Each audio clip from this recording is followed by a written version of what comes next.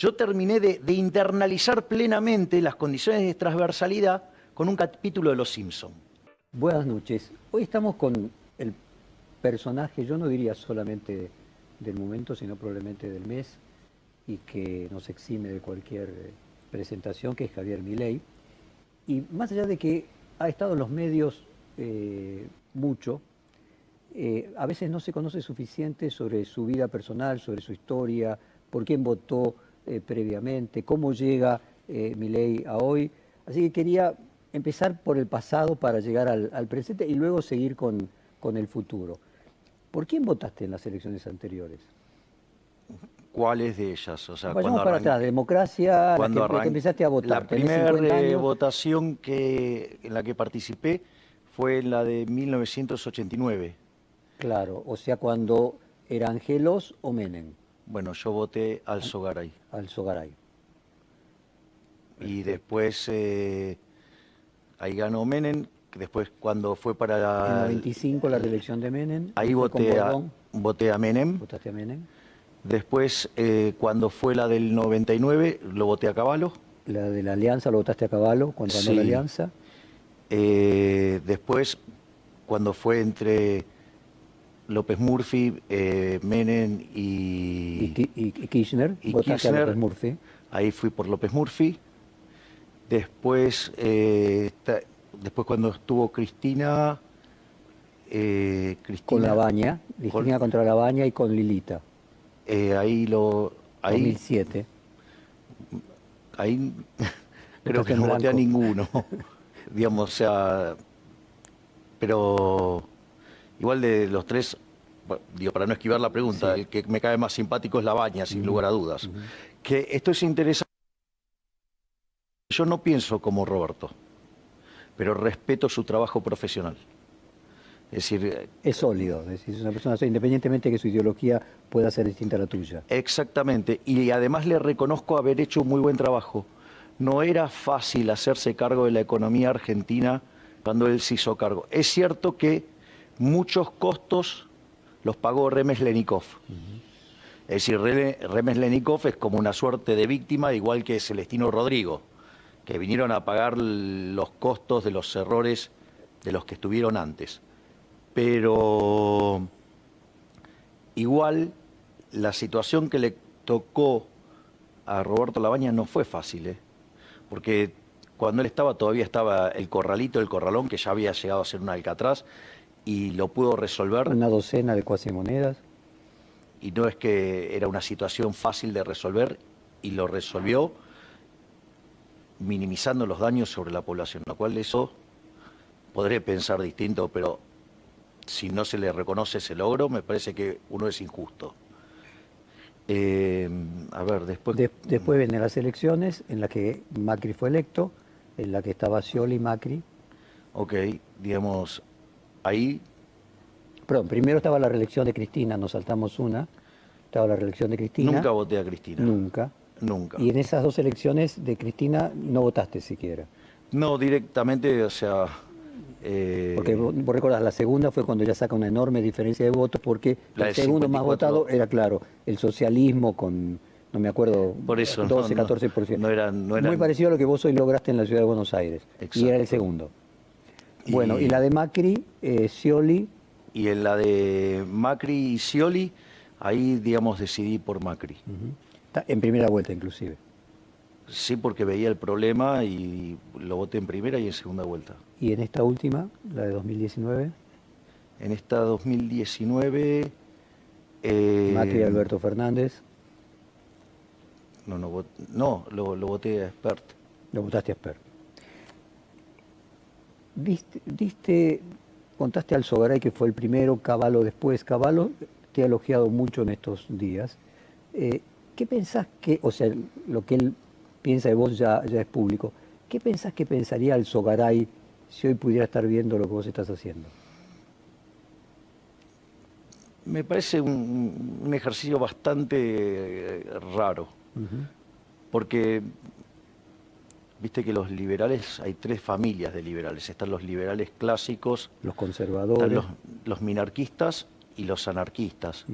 Entonces yo, como filosóficamente soy anarcocapitalista, y en la vida real soy minarquista, quizás en algunas formas de ver la situación por parte de la gente de la UCD puede ser que no sea la más digerible. Para la audiencia, explicarle la diferencia entre quien es conservador, es liberal en lo económico, pero no en la vida cotidiana. Y es A ver, no, la separación que hice recién es estrictamente económica. en lo económico, ¿no? Digamos, vos tenés los liberales clásicos, de vuelta, los minarquistas y los anarquistas. Los anarquistas o anarcocapitalistas, básicamente, que la máxima figura, digamos, es Murray Rothbard, que es el inventor del anarcocapitalismo. Obviamente que hoy hay figuras en el mundo muy relevantes, como ser el caso de Jesús Huerta de Soto, Ancho Basto, Walter Block, Hans Gemma Hoppe, pero digo, ese es no Estado. Incluso podríamos decir que Alzogaray es previo, porque el Partido Libertario de Estados Unidos lo crea en el 72, o sea, Alzogaray es previo a eso. Exactamente. Ese es el primer grupo, si vos querés. Después los minarquistas, que ahí vos podés encontrar a Mises, ¿sí? Para mí, digamos, algunas facetas de Hayek se parecen más a los minarquistas. Y en lo filosófico... La escuela austríaca, podríamos decir. Claro, exactamente. Y ahí vos tendrías, por ejemplo, en lo filosófico a Nozick o a Ayn Rand. Y después tenés los liberales clásicos, donde ahí tenés, por ejemplo, a Adam Smith, a Milton Friedman. Sí, podrías encontrar también en esa misma línea algunas partes de la obra de Hayek. Básicamente, si yo tuviera que poner la línea divisoria, ahí sería entre lo que hoy se conocería como la Escuela de Chicago y la Escuela Austríaca, donde el eje central es que la Escuela de Chicago abraza los resultados de la economía neoclásica, y en la economía neoclásica hay una serie de cuestiones que se consideran fallos de mercado, como puede ser, por ejemplo, las no convexidades o los monopolios, o sea, estructuras concentradas, ¿sí? Los fallos de información, ¿sí? Los bienes públicos, las externalidades, los fallos de coordinación. Ahora, en rigor, desde la perspectiva de la escuela austríaca, los fallos de mercado no existen, porque el mercado es un proceso de cooperación social en el cual se intercambian voluntariamente derechos de propiedad. Por lo tanto, es muy arrogante, por eso la última obra de Hayek se llama La fatal arrogancia, o sea, que si nosotros estamos haciendo un intercambio y ese intercambio es voluntario, digamos, ¿quién es otro para venir a opinar que eso está bien o está mal? Si lo estamos haciendo nosotros dos de común acuerdo. Tenemos un capítulo largo de eso, déjame ir del pasado al presente. ¿Y Alzogaray dónde lo colocás dentro de esta categoría? Más cerca de un liberal clásico. Uh-huh. Más cerca de un liberal clásico. Ya nos dijiste por quién votaste. ¿Estuviste casado hasta el año 2019 con Daniela Mole? No estuve casado. No estuviste casado. ¿Estuviste en pareja? Estuve en pareja un tiempo, pero no casado. Y aparte, ella en rigor se llama Daniela Noemí Pérez. O sea, es el nombre artístico, claro. Porque así, digamos, la presentaron cuando ganó el Billboard en Estados Unidos. ¿Y la madre de tus hijos, de Daniela, y de tus dos hijas, Daniela y Lila? No, yo no tengo hijos. ¿No tenés hijos? Mis hijos son de 4 patas. Ajá, son todas mascotas. Mis hijos de 4 patas, que es Conan, Murray, Milton, Robert y Lucas. Entonces vos estuviste en pareja durante un tiempo y no te casaste. ¿Y dejaste de estar en pareja en el 2019? Sí, digamos, o sea, no me acuerdo. O sea, no, yo no hago registros históricos de ese tipo de cuestiones. Pues digo, tu vida privada es muy desconocida. Sí, bueno, o sea, puedo contar. Dale, para que se conozca un poco. ¿Tus padres viven? Sí, mis padres viven. De hecho, yo estuve peleado con mi padre en 2 ocasiones por unos lapsos de tiempo muy prolongados. Nos reconciliamos al poco tiempo de que asumió Alberto. Básicamente tuve una situación complicada, digamos, pero yo no estaba en Buenos Aires como para resolverlo, digamos, mi hermana, que es un ángel, que es el ser más maravilloso del universo. El jefe. El jefe, sí, el jefe. Moisés. ¿Ella es menor que vos? Menor. Ah, no, eso es una cuestión cronológica, solamente cronológica. Digamos, viste que Moisés era un gran líder, pero no sabía divulgar, entonces Dios le manda a Aarón. Bueno, digo, yo soy Aarón, digo, yo soy, digo, o sea, solamente soy el divulgador. O sea, digamos, la persona que tiene la grandeza es Cari, sí. Y Karina no estuvo peleada con su papá. No, no, esos son temas míos. Esos son depuraciones en el proceso de aprendizaje de un humano que se equivoca. Cuando te equivocas, digamos, o sea, hay que tratar de componer la situación. Entonces hubo un evento complicado y Cari, digamos por la cercanía conmigo, también, digamos, o sea, sufre ese shock y lo tenía que resolver y mis padres le dan contención. Por lo tanto, eso me pareció un acto muy noble por parte de ellos, o sea, aun cuando yo no les hablara. Y a pesar de haber sido muy duro no solo con ellos. tu padre y tu madre. Sí, en la segunda pelea, no sé, o sea, en la primera pelea solo me peleé con mi papá. En la segunda me peleé con mi papá y mi mamá. Y ahí, digo, a pesar de... Ese gesto te reconcilió. Me pareció tan noble, porque en el fondo sí es cierto que estaban ayudando a mi hermana, pero en el fondo era para que mi hermana pudiera ayudarme a resolver un problema a mí. Y eso me pareció tan noble que me pareció que era momento de terminar con esa tontería de no hablarle a mis padres. Y ahí nos reconciliamos. Y eso también fue un tema no menor, porque después al poco tiempo vino el problema de la pandemia. Y tanto mi papá como mi mamá... ¿Qué edad tienen?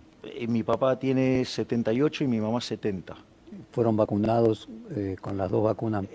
No, solamente tienen la primera dosis.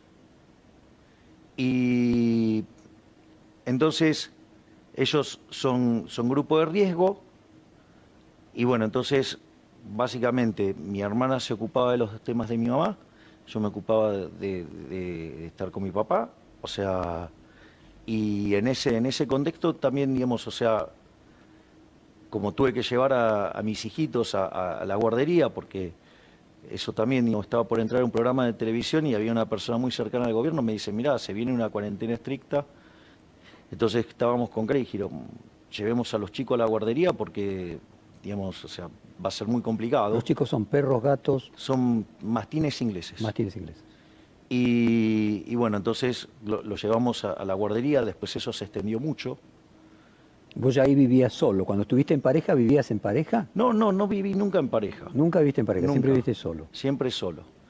Y ahí el tema es que cuando yo llevo a los chicos, ¿qué es lo que pasa? Al pasar tantos tiempo en la guardería, el problema es que perdieron el concepto de manada. Entonces, tengo que empezar un proceso de intentar mudarme. Con la pandemia tampoco lo podía hacer. Así es que fue un momento en el cual yo pasé mucho tiempo con mis padres, sirvió mucho para recomponer los vínculos y además tuve una productividad fenomenal. Dentro de las cosas, tuve participaciones en 2 libros a nivel mundial, publiqué Pandenomics, después se hizo en italiano otro libro que se llama Viva la Libertad Carajo, o sea, hicimos una película de Pandenomics, así que fue todo un momento de mucho mirar hacia adentro, de recomponer los vínculos y mucha productividad. ¿Qué fue lo que te hizo pelear primero con tu papá y después con tu papá y tu mamá? O te lo pongo, ¿es algo que tuvo que ver con tu mirada ideológica, tu mirada económica o simplemente un tema personal? No, circunstancias de la vida, de ver las cosas de manera distintas y con algunos efectos colaterales que hicieron que me enoje. ¿Y tus padres tienen una ideología distinta a la tuya?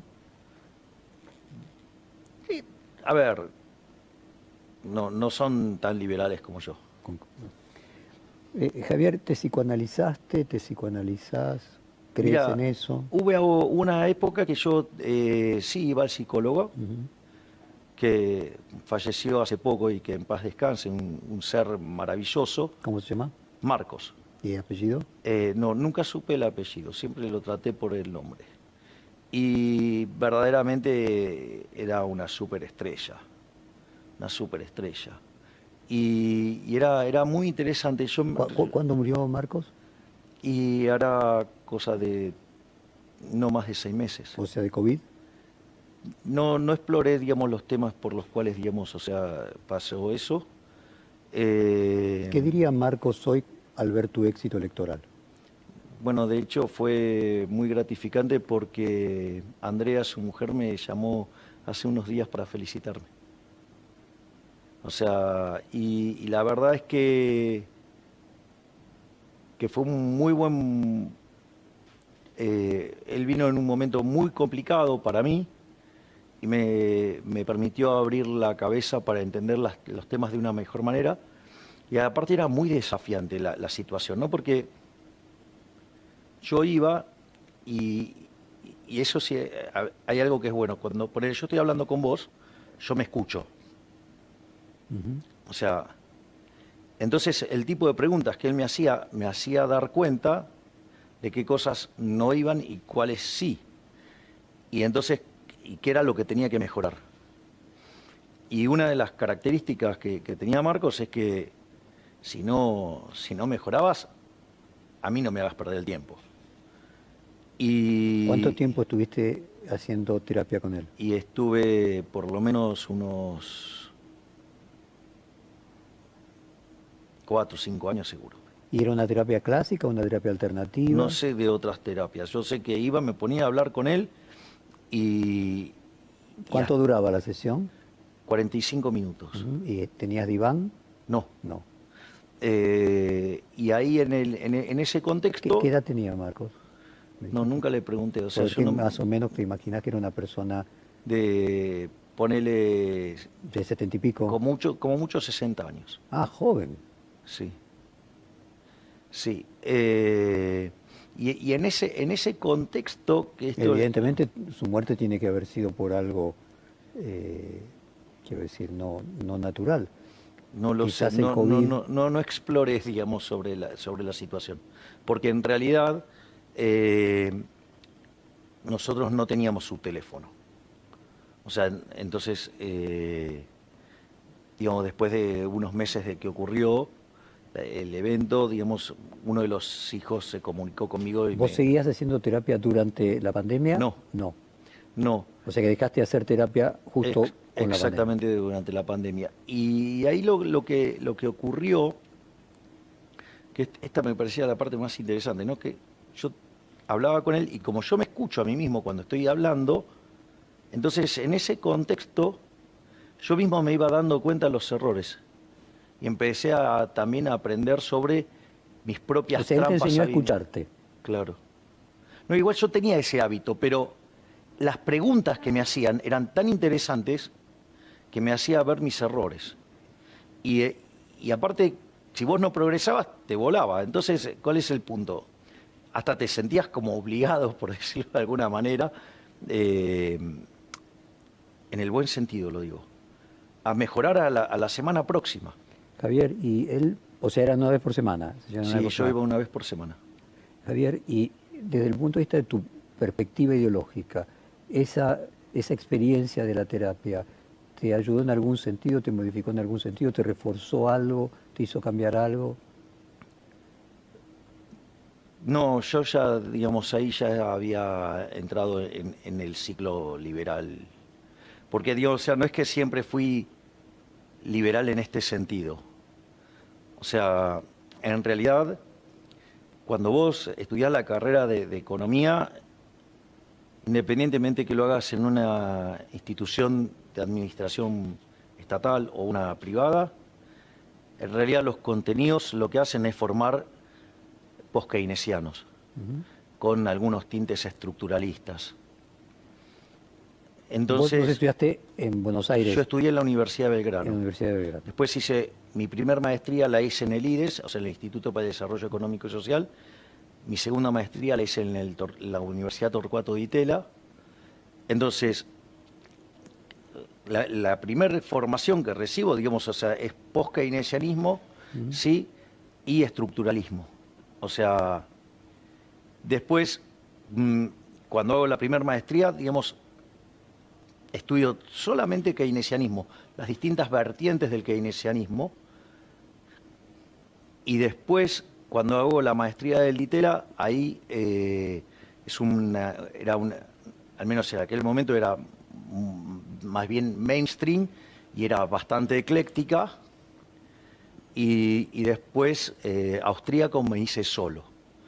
Porque básicamente cuando viene la crisis... Ubícame en el Yo tiempo. en el tiempo austríaco me vuelvo solo en el año 2014. ¿Y cómo fue? ¿Una epifanía? ¿Cómo? No, esto es interesante porque, digamos, yo tenía siempre una impronta de que me tiraba a la cuestión más liberal, ¿sí? Pero en realidad, digamos, dado el formato que recibís en la educación, era más parecido a lo que se llama un ortodoxo. De hecho, cuando yo... Más escuela de Chicago, para ponerlo... Más cerca de la escuela de Chicago, exactamente. Antes. Entonces, pero igual, cuando yo hago la maestría del Di Tella, en esa época estaba de moda la teoría de los ciclos reales. Yo me engancho mucho con la teoría de los ciclos reales y con todo lo que tenía que ver con la intertemporalidad. Entonces, en general, digamos, o sea, esa parte de la economía miraba a los monetaristas casi como, bueno, nuestros hermanos bastardos. O sea, que no tenían toda la pureza que tenían que tener. Ahora, cuando llega la crisis subprime, lo que yo empiezo a ver es que las recomendaciones de los economistas... 2008, decís. Claro, ahí las recomendaciones de los economistas empezaban a replicar los mismos errores que se habían cometido, ¿sí?, durante los fines de la década Como un del 20. reverdecer keynesiano. Ahí lo que hago es, frente a esos errores que estoy viendo, vuelvo a la obra de Keynes y vuelvo a la obra de Friedman. Y ahí empiezo un camino que era como que yo, por ejemplo, veía el accionar de Bernanke, me parecía impresionante cómo sí Bernanke había internalizado esas lecciones. Bueno, de hecho, Bernanke era la persona indicada en el lugar indicado, en el momento indicado. Es muy interesante cuando... Como en La Baña, salvando las distancias de ese momento. Vos sabés que es interesante porque Bernanke, en el 2002, cuando Friedman cumple 90 años, él hace un discurso en honor a Milton Friedman, y justamente él cuenta que él no sabía que se iba a dedicar mientras que estaba haciendo sus estudios en economía, no sabía en qué especializarse, y que cuando lee el capítulo 7 de la historia monetaria de los Estados Unidos, The Great Contraction, o sea, la gran contracción del 29 al 33, él decide dedicarse a los temas monetarios. Y una de las cosas que dice en ese discurso, que también estaba Anna Schwartz, en realidad Anna Jacobson Schwartz, y le dice, ustedes, digamos, acertaron, entendieron de qué trataba la cuestión, 2002. Dice, y como parte del Comité de la Reserva Federal, lo que sí les puedo asegurar es que si esto vuelve a suceder, no vamos a cometer los mismos errores. Y efectivamente lo cumplió y evitó que el mundo entrara en un desastre. Eso a mí... Entonces, eso ahí ya me hacía ruido con lo que...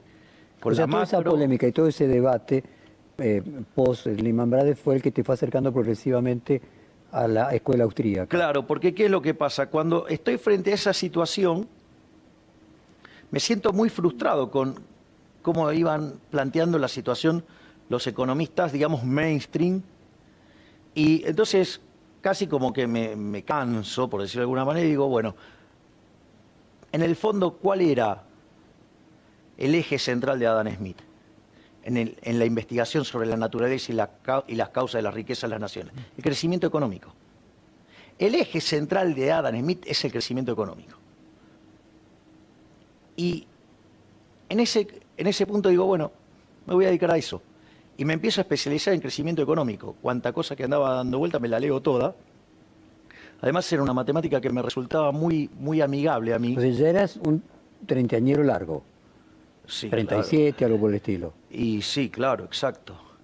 Y cuando... Y habías terminado tus Yo dos ya había posgrados. terminado los 2 posgrados, sí. Y entonces ahí me empiezo a dedicar a los temas de crecimiento económico y, y en todo ese proceso me encuentro que de vuelta tenía problemas entre la teoría económica y la evidencia empírica. Y eso fue demoledor. Conceptualmente era demoledor porque si yo te describo lo que pasó con el PBI per cápita entre el año 0 y el año 2000, vos lo que vas a ver es que entre el año 0 y el año 1800 el PBI per cápita casi no se mueve. Solamente sube 40% en el siglo posterior al descubrimiento de América. La tasa de crecimiento del producto per cápita era 0,02%, nada. Ahora, cuando vos entrás en el siglo XIX, el PBI per cápita salta un 66% y ya después empieza un proceso de crecimiento fenomenal. ¿Sí? Entonces, donde el PBI per cápita se te multiplica por más de 9 veces. Eso, cuando vos mirás la serie del PBI per cápita, tiene la forma de lo que se llama el palo de hockey. Sí, algo que viene plano así Baile. y de repente pega Puede ser, Javier, que también el problema de la Argentina es el crecimiento. Sí, y que a lo exacto. mejor como una reminiscencia inconsciente te impulsó lo de Lehman Brothers, pero que era tratar de encontrar la solución para la Argentina. Bueno, puede ser que el orden espontáneo haya generado eso. Y vos fíjate esto, porque esto es lo que me hace detonar la cabeza. Si yo te estoy describiendo una función, porque yo ahí que tengo en el año 1810, el mundo llega a 1.000 millones de seres humanos. ¿Sí? La población. Hoy tenemos 7.800 millones de seres humanos. Entonces vos lo que ves que es que está aumentando la población y la producción crece más que proporcionalmente. Es decir, estamos hablando de rendimientos crecientes.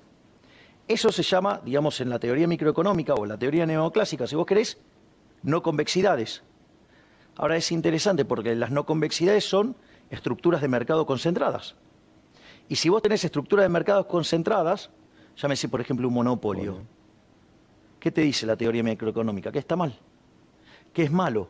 Y la pregunta es, ¿cómo puede ser que sea malo algo que generó este incremento fenomenal de productividad? Si yo cuando parto en el año 1800 tenía que el 95% de la población del planeta Tierra vivía con menos de $1 diario, o sea, pobreza extrema. Cuando yo miro ese mismo indicador previo a la crisis, ese número había caído a 5%, ¿no? A la pandemia estoy hablando. Entonces la pregunta no te es... entendí, vos decís que el monopolio no es malo. Exactamente. Hay un error en la teoría neoclásica. De hecho, se acaba de hacer un compendio de artículos en honor a Alberto Venegas Lynch, hijo, y justamente yo lo que hago es rastrear cuando la economía neoclásica pierde el rumbo. Porque vos en algún sentido podrías decir que los austríacos podrían ser neoclásicos en algún sentido. ¿En cuál? En que la economía neoclásica arranca con la superación de la teoría del valor-trabajo y cuando llega la teoría subjetiva del valor, o sea, Menger de 1871 con los principios de economía política, crea, digamos, o sea, la teoría subjetiva del valor, pero no es el solo, también está Ballray y está Gibbons, ¿sí? Entonces, y en ese contexto, ¿sí? Después hay las consecuencias del uso de la matemática. Pero para simplificárselo a los legos, lo que vos decís es que descubriste que hubo un punto que entiendo tenía que ver con mediados del siglo XX o comienzos del siglo XX, en el que se perdió ese rumbo. Exactamente. Y que tendría que ver con Keynes. Keynes o que tiene... podría ser el síntoma o el significante. Keynes es un elemento, digamos, que distrajo a la teoría económica muchísimo y la llevó por muy mal camino y llevó a más de 40 años de discusiones inútiles. Y entonces, eso vos lo descubriste a partir de lo de Lehman Brothers y cuando empezaste a estudiar el crecimiento. ¿Qué pasó que el crecimiento no siguió ese mismo palo de hockey? Sería la pregunta que vos te hacías. No, a ver, el punto es el siguiente. La pregunta es, ¿por qué si para la teoría neoclásica el monopolio es malo, ¿sí? Las no convexidades son malas, los rendimientos crecientes son malos, ¿cómo puede ser que esto lo que se consideran los efectos secundarios del capitalismo, como un remedio que es útil pero te hace mal al hígado? Claro, entonces la pregunta es, ¿por qué, digamos, o sea, se considera que es malo si la pobreza extrema era del 95% y cayó al 5% habiendo multiplicado por más de 8 veces la población? Entonces la pregunta era, acá hay algo que anda mal. Y ahí yo me encuentro con un artículo de Murray Newton Rothbard que se llama Monopolio y Competencia. Ese artículo forma parte de una de las obras más maravillosas que leí en mi vida, que se llama El hombre, la economía y el Estado, que es un libro que tiene 3 tomos, y en los 2 primeros tomos lo que trata de hacer Rothbard es hacer una apuesta al día de probablemente también uno de los libros más maravillosos de la historia del pensamiento económico, que es La acción humana de Mises, y está tratando de hacer una apuesta al día, por decirlo de alguna manera, y ahí aparece el tomo 1, el tomo 2, y cuando llega al tomo 3, que se llama Poder Mercado, se vuelve anarcocapitalista. Cuando yo leo Monopolio y Competencia, que dicho sea de paso, traducido por Alberto Venegas Lynch, el papá de Alberto Venegas Lynch, hijo. O sea, nuestro máximo prócer del liberalismo de toda la historia, uno de los máximos referentes del habla hispana. Y ahí lo que plantea Rothbard es que el monopolio no es malo. El primer punto sobre el cual tenés que ir es la definición de monopolio. La definición de monopolio la da Lord Coke, y que de hecho, digamos, es sobre la que trabaja en algún sentido Adam Smith. Y es que monopolio se define como aquella situación donde el monarca decidía quién podía producir o no un determinado bien, y obviamente el que no cumplía, Dios le cortaba la cabeza, por decirlo de alguna manera. Pues es que no era por el resultado de una eficiencia, entonces o sea, era ahora es por el resultado de una eficiencia. Claro, era un resultado, digamos, de la acción violenta del Estado. O sea, eso, digamos, era monopolio. Cuando vos lo estudiás en la teoría neoclásica, el monopolio tiene varios problemas conceptuales. El primero, que esos análisis que se hacen son de equilibrio parcial. Y no solo que son de equilibrio parcial porque toman solo un mercado, sino que además son de un solo periodo. Bueno, eso es un error garrafal. Cuando vos explorás el libro de Huxley, La economía en una elección, dice, ¿cuál es la diferencia entre el buen economista y el mal economista? El mal economista solamente mira un mercado hoy. El buen economista no mira solamente este mercado, sino que mira a todos los demás, y no solo mira el presente, sino también que mira las consecuencias a futuros. Es decir, es entre hacer equilibrio parcial de un solo periodo o hacer equilibrio general intertemporal. En ese contexto, lo que te dice Rothbard, bueno, mire, puede haber sustitución. O sea, puede ser que vos, ok, no consumas eso, vas a consumir otra cosa y vas a sustituir. Y después es falso todas las consecuencias negativas que se dicen del monopolio. Te hago una pregunta, Jorge. Suponete que hay 10 empresas produciendo celulares y hay una que encuentra y te hace el celular de mejor calidad o mejor precio.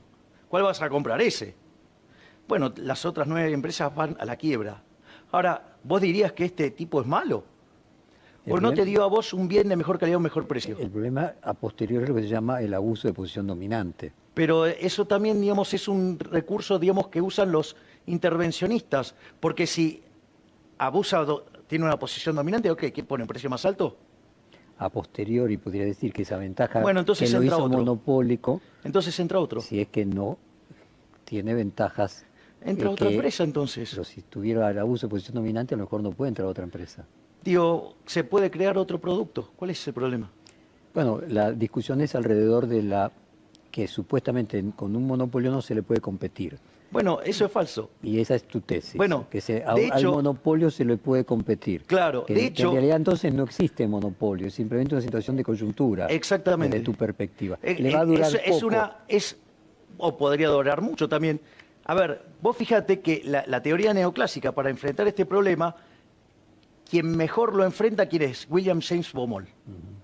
Cuando desarrolla la teoría de los mercados disputables. Con el argumento, ¿sí?, de una función de costos medios de fondo plano, donde en el fondo plano el costo marginal es siempre igual al costo medio, la cantidad de empresas va a estar determinada por el tamaño de planta y básicamente en relación a la demanda. Y eso significa que una vez que vos llegaste al fondo plano, como el costo medio es igual al costo marginal y la demanda va a cruzar ahí y la oferta va a estar ahí, el precio es igual al costo medio, igual al costo marginal y es la solución competitiva. Y eso vos podrías llegar a ese resultado aun cuando hubiera una sola empresa. Y si la demanda cortara detrás, ¿sí?, del nivel donde se alcanza el mínimo, la libre entrada y salida lo que te asegura es que vas a cumplir la regla de Ramsey, o lo que es la regla de segundo mejor, que es básicamente vas a cumplir con la restricción financiera. Entonces, permíteme una cosa, Javier. Déjame ir avanzando con el cuestionario para llegar a los temas económicos y poder primero conocerte para que las personas puedan juzgar tus Pero mirá opiniones qué en divertido función... lo del monopolio, que quedan un montón de cosas más. Pero no mucho, y te prometo profundizar, tenemos una parte económica, pero yo quería entender qué te había cambiado el psicoanálisis, qué te había llevado a el pensamiento que vos hoy tenés, y después discutimos el pensamiento, pero quería ir por orden de ver, bueno, cómo llega este Milei a ser quien es. Bueno. Entonces me decís que el psicólogo que te ayudó a escucharte de otra manera con tus preguntas, no modificó tu posición ideológica porque te duró 4 años, terminó, habrá sido 2015 a 2019, y vos me estás diciendo que tu orientación hacia la escuela austríaca ya es de 2008-2009. No, es del 2014. O de 2014. Bueno, cerca entonces de la aparición Exactamente. del psicólogo. Sí, pero igual, ¿Hay algo digamos, del tema personal que esa experiencia de 4 años de escucharse de otra manera haya hecho este Milei diferente de ese de hace 5 años? Sí, hay muchas cosas en las cuales he mejorado, Por ejemplo. y aunque no parezca en el trato personal, O sea, vos tenías un carácter más explosivo antes. todavía mucho más explosivo, sí. Ajá. Y eso pudo haber tenido que ver también con la pelea con tus padres.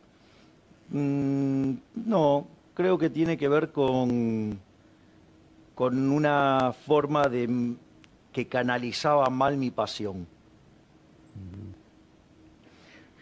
Me resultaba a veces complejo, algo que a mí me parecía extremadamente evidente, otros no lo internalizaran, y eso me alteraba. Pero A ver si te interpretó. ¿Vos creías que había algo que descubrías que era verdadero y no podías comprender que otros no lo vieran si le presentabas las que para vos eran evidencias? exactamente. Pero aparte no es que era lo que yo veía. ¿Me entendés? O sea, No, lo que vos creías que era verdadero, a ver, independiente. vos mirás, hay un libro que se llama 4000 años de controles de precios y salarios. ¿Cómo no combatir la inflación? ¿Sí? Entonces, ¿cuál es el corolario del libro? Que la inflación es siempre y en todo lugar un fenómeno monetario. Y tomás las distintas pruebas empíricas, ¿y qué encontrás? Que la inflación es siempre y en todo lugar un fenómeno monetario. A largo plazo siempre lo es. Bueno, ok. Y entonces, ¿cómo podés comprender que haya gente que te venga y te diga, es multicausal? En el corto plazo, ¿no? No, no, Entiendo. no. Vos decís que en el corto plazo también es monetario, siempre. Vos no, lo que vos tenés que entender es cómo funciona la economía. Pero no, a ver, la inflación es la pérdida del poder adquisitivo del dinero.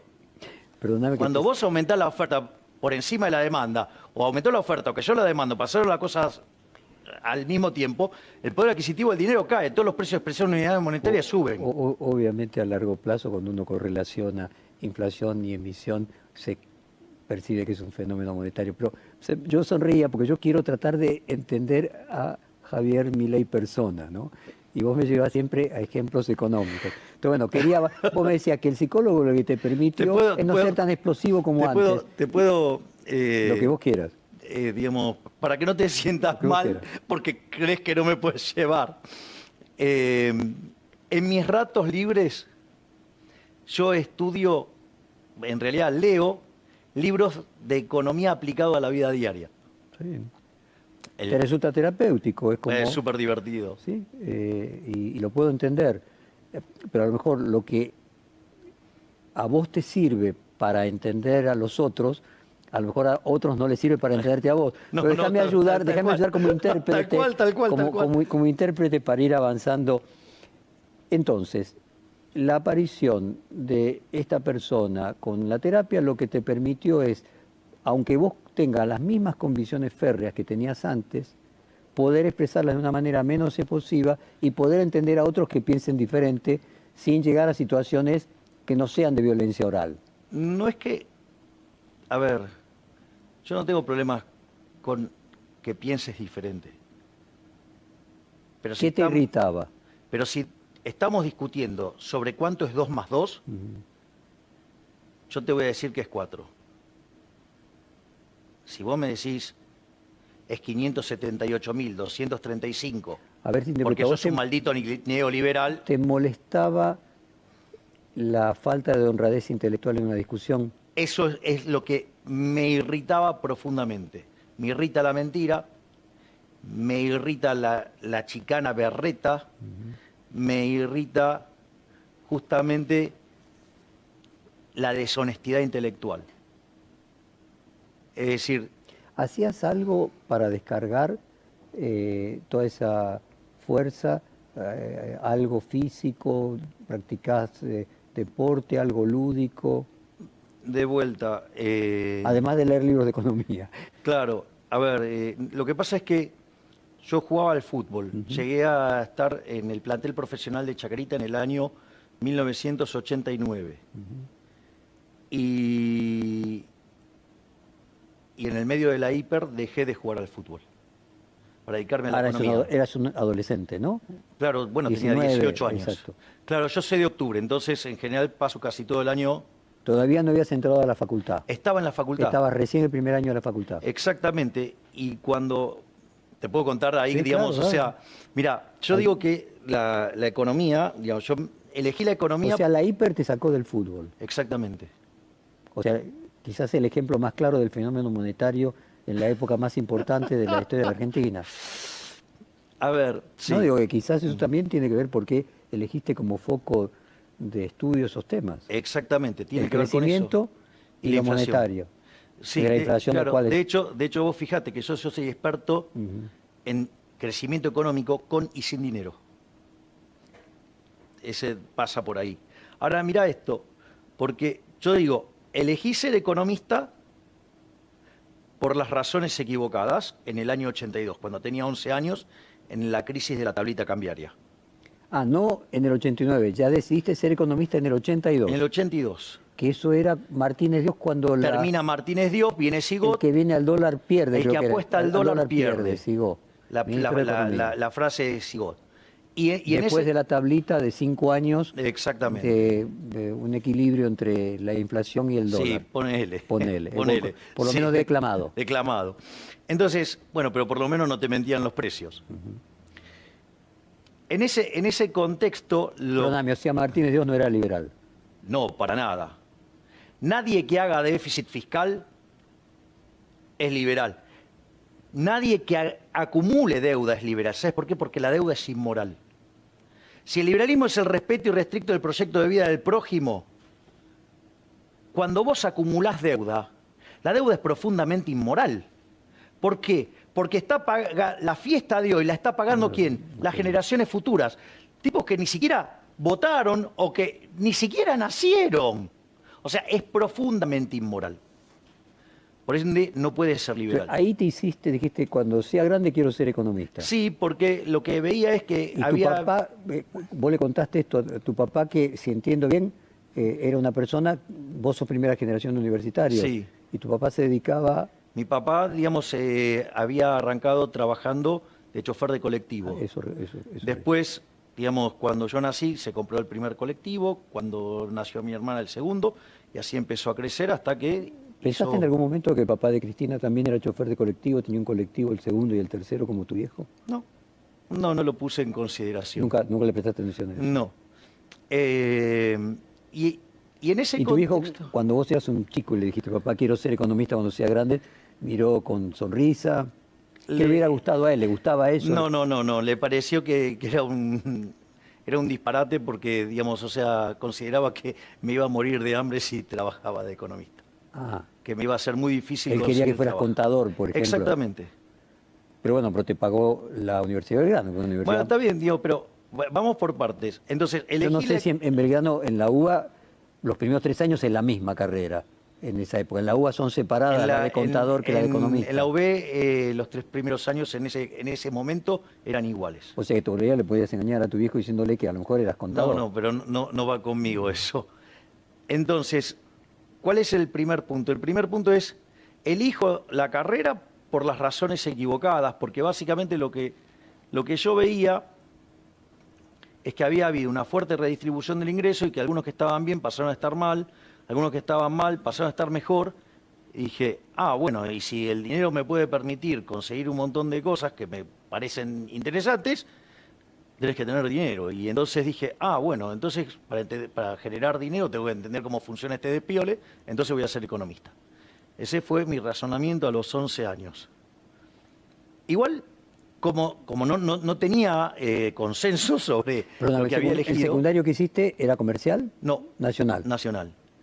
Entonces, cuando en ese contexto me preguntaban, o sea, tenía que tener una mejor respuesta, digamos, a esa respuesta. Entonces, vos sabés que había notado algo muy interesante, y era que yo lo que fui descubriendo de interactuar con esos adultos era que independientemente de lo que hicieran, e independientemente de lo bien que les iba, estaban todos disconformes con sus remuneraciones. A todos les parecía que no recibían lo que creían que merecían. Que habían sido robados por alguien. Todos se sentían que deberían ganar más de lo que ganaban. Entonces, ahí, eso yo digo, y ese razonamiento lo hice a los 11 años, dije, lo que me doy cuenta es que independientemente de lo que hagas, siempre vas a sentirte disconforme con lo que ganas. Entonces... Lacan decía, el deseo siempre es deseo de otra cosa. Y esa es la fuerza de la humanidad. Claro. Ahora, mirá qué interesante. Entonces, ¿cuál fue el punto? Es, mirá, no importa qué es lo que haga, siempre me voy a sentir incómodo, mal con lo que me van a pagar. Entonces me voy a dedicar a hacer lo que me gusta. Entonces, por lo menos, hago lo que me gusta y bueno, y sí, voy a despotricar contra lo que me pagan. Sí, bueno, pero también, si hiciera otra cosa, también lo haría. Para tener salario moral, por lo menos. Entonces, de esa manera, por lo menos me siento mejor haciendo lo que estoy haciendo. Y así es que, digamos, esa fue mi argumentación. Y a tu viejo le dijiste que cuando terminaste secundario, que te ibas a anotar en la Universidad de Belgrano. Exactamente. ¿Vivías en la zona norte? No, en esa época yo vivía en Villa Devoto. Y en ese contexto, cuando yo entro a la Universidad de Belgrano, de vuelta me señala que... En la década del 80, para ponerlo en contexto. En 1989 arranco a estudiar. Claro. O sea, con la hiper. Con la hiper. Yo en ese momento estaba en el plantel profesional de Chacarita, yo entrenaba 6 horas por día, y en ese contexto, cuando yo planteo que voy a estudiar para economista, me vuelve a decir, mira, te va a ir horrible, digamos, o sea, la vas a pasar mal, porque te vas a morir de hambre, nadie vive de esa profesión de, bueno. Y entonces le dije que no me importaba, porque, y volví a replicar este argumento. Bueno, nada, y me puse a estudiar economía. Y yo me enamoré de la economía por las razones correctas. Esto es lo importante, al menos desde mi punto de vista. Lógico. Y dado que vos querés explorar mi cuestión humana, creo que puede servir. Yo la estaba acompañando a mi mamá al supermercado, en plena hiperinflación.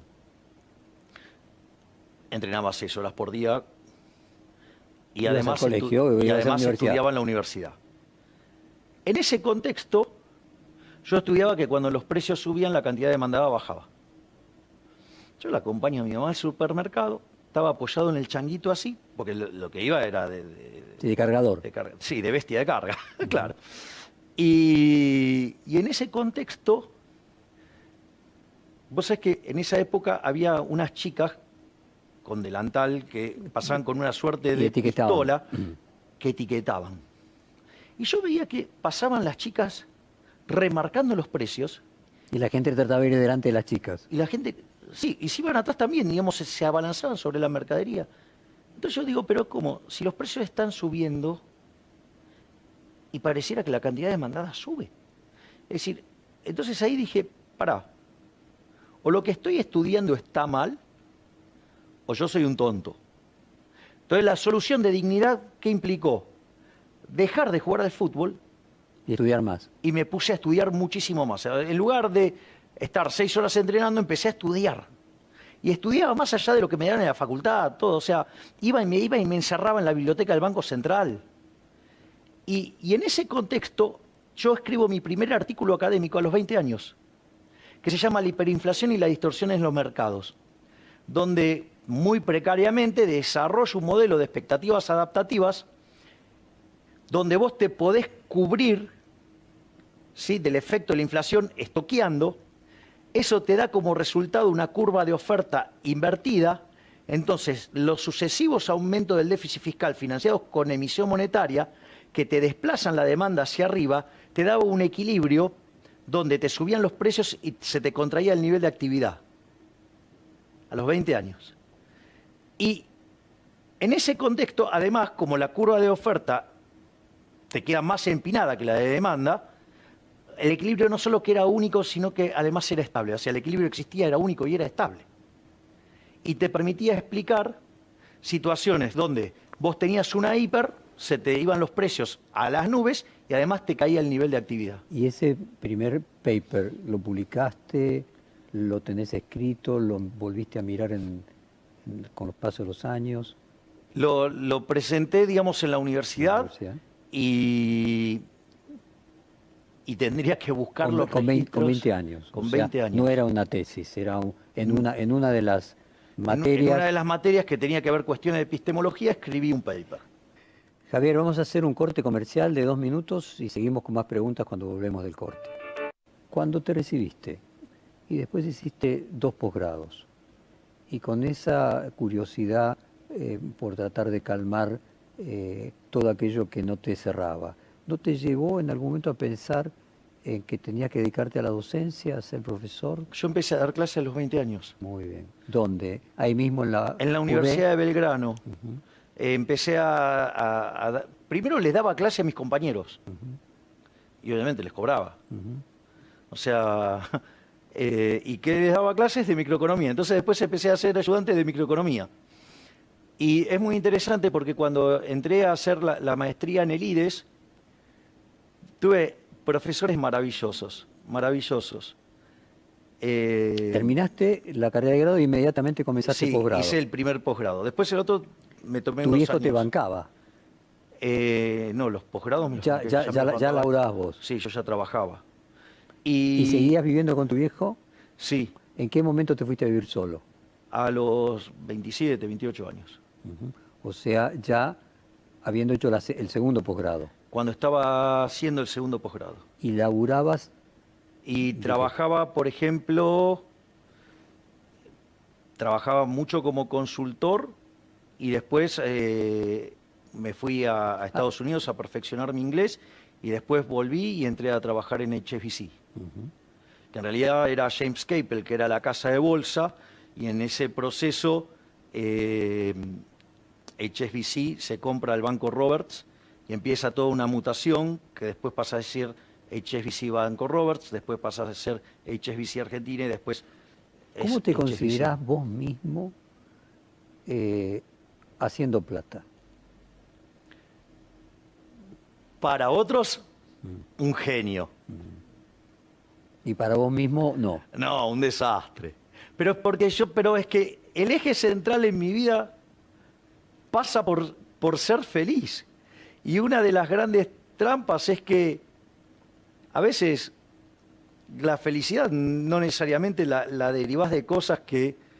O sea, perdóname, para vos la felicidad es el fin del ser humano. es el fin último, siempre. Y O sea, es sos más... eudemonista.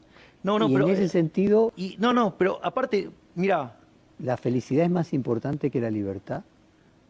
van de la mano. No podés ser feliz sin ser libre. No podés ser feliz sin Pero ser libre. es una causa secundaria, la principal es la felicidad. La felicidad es el motor, digamos, o sea, la libertad es el contexto.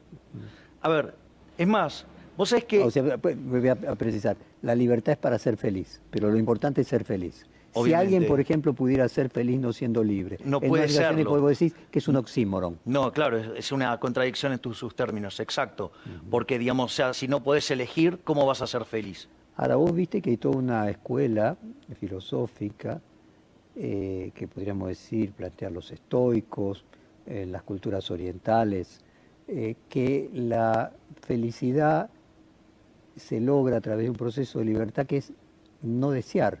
Si los otros, ¿cómo te condiciona un poder? Te condiciona A afectándote ver. tus deseos. Si vos no deseas, sos libre porque sos libre de deseo. No, bueno, esas son, digamos, o sea, hipótesis bastante... Oh, los estoicos, nada. digo, Séneca, no sé. no adhiero. A ver, mira, si querés, yo te cuento, digamos, cómo... Pero desde ese momento vos tenías la felicidad como objetivo básico. Sí. Dijiste, quiero estudiar economía porque me hace gusta. feliz. Exacto. Y lo que me hace feliz es lo más importante. Claro, entonces yo, por ejemplo, puedo dejar de hacer trabajos en los cuales me pagan un montón de plata para hacer cosas que no gano plata. Si no le preguntás al jefe, y vas a decir, el jefe se enoja con eso. O sea, vos haces algunas cosas que son lucrativas para poder darte el gusto de hacer otras que no son lucrativas. Ese es el eje central. Ok. Es decir, es un medio para financiar Lo que a vos te gusta. lo que yo quiero hacer. Mira, hay una de las cosas más maravillosas que me pasó de ser especialista en crecimiento fue tener que estudiar mucho optimización dinámica, programación dinámica. Y vos para resolver un ejercicio de optimización dinámica, vos necesitas imponer sobre el ejercicio algo que se llama condición de transversalidad, que es cómo terminás el ejercicio, porque si no, no lo podés resolver. Hay varias formas de resolver un ejercicio. Por ejemplo, cuando vos estudias una carrera, para que te den el título tenés que cubrir que una determinada cantidad de créditos. Entonces es como que tuvieras una cosa así, podés saber más, pero no menos que esto. Vos podrías tener una restricción de cuánto tiempo podés estar en un lugar. Entonces tenés una restricción vertical. Y después podés tener alguna combinación de las dos, que varían en el tiempo, con nivel o tiempo. Ahora, eso, yo terminé de internalizar plenamente las condiciones de transversalidad con un capítulo de Los Simpson. A ver.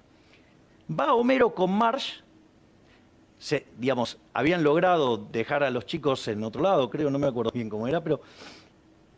Y van a un lugar y a Homero se le ocurre comer el pez globo, que es un pez absolutamente venenoso y que tiene que ser cortado por un especialista para que... El veneno no se mantenga. Claro, exactamente.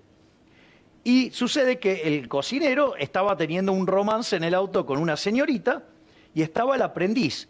Entonces le dicen, no, bueno, no pida pez globo. Y Homero, basta que le digan que no, entonces quería pez globo. Entonces el aprendiz hace el pez globo y tiene la sensación de que se equivoca. Entonces le informan a Homero que se va a morir. Esto es interesante porque si hoy fuera el último día de tu vida, ¿qué harías? Esto es muy importante la pregunta. Porque si fuera el último día de tu vida, ¿vos qué harías? Que eso es lo que pasaba en el caso de ese capítulo de Homero de Los Simpsons. Exactamente. Entonces, ¿qué va a ser el último día? Hace un listado de 10 cosas y en el fondo, digamos... Se convierte en una persona mejor. Mira, es interesante porque en el fondo, vos si sabés que mañana no hay nada, decís, bueno, ok, ¿a qué te vas a dedicar? Ya no importan las consecuencias intertemporales de Concretamente, yo no vi, lo hacía un poco mejor a Homero, se ponía más trascendente. Homero se dedicó a hacer las cosas que le gustaba. Entonces, si vos me preguntás a mí, ¿qué cosas haría yo si fuera mi último día? Estaría con mi hermana. Con el jefe. Con el jefe. Estaría con mis hijitos, con Conan, con Murray, Milton, Robert y Lucas. Y si me queda un rato, además, trataría de leer economía de divulgación. ¿Leíste? Dame un segundo. ¿Cómo no? ¿Qué es lo que te lleva a eso? Acabas de ir a cuáles son las cosas que te hacen bien. Si yo pudiera, estaría todo el tiempo con mi hermana, con mis hijitos y leyendo. Sería el hombre más feliz del mundo. Ahora, ¿cuál es el problema? ¿Quién paga las cuentas? Entonces tengo que empezar a ceder algunas cosas. ¿Para qué? Para poder financiar lo que a mí me gusta hacer. Obviamente que si fuera el último día de mi vida y si tengo los ahorros pertinentes, no tengo problema. Ahora, si no los tengo, ¿qué tengo que hacer? Tengo que generar los ingresos para poder financiar esas 3 cosas que a mí me gusta hacer. Y eso lo que hace es ordenar toda tu vida en un sendero que hace que vos todo lo acomodes para disfrutar de lo que más te gusta. ¿Y sabés lo que descubrís con eso, Jorge? Que te volvés una persona feliz. Y como sos feliz, no sos resentido. Y la pasás bárbaro.